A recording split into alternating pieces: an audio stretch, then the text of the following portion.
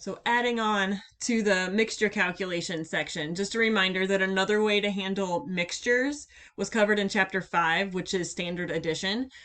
So standard addition is adding a known quantity of a standard solution of the analyte you're trying to measure. So in this case, there might be two compounds that measure absorbance, or that will absorb light at the wavelength range you're looking at. But in this case, you don't care about both of them. You only care about one of them.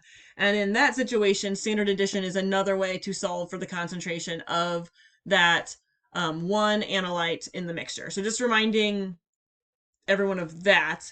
And then also with the mixture, the isosbestic point is a way to determine basically if we have a mixture if you're unsure. So like if you have an unknown unknown substance and you don't know if it contains the two compounds that you know absorb light, the isosbestic point is a spot where the spectra of compound 1, which here is X, and compound 2, which is Y, if we had a spectra of each of them pure, they're going to have some wavelength where they cross, where they mix. And I'll show you a picture here.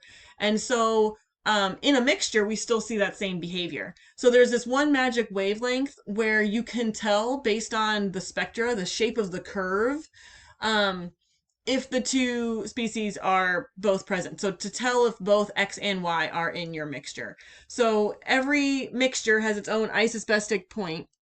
So in this situation, it's right there. It's a wavelength where their curves basically meet and cross.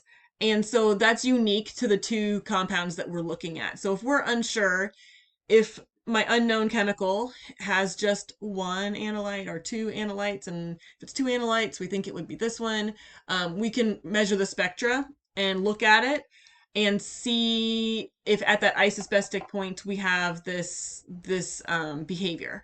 So it's just a way to help identify if it is a mixture, and then if it is a mixture, is it of the two compounds that you think it is?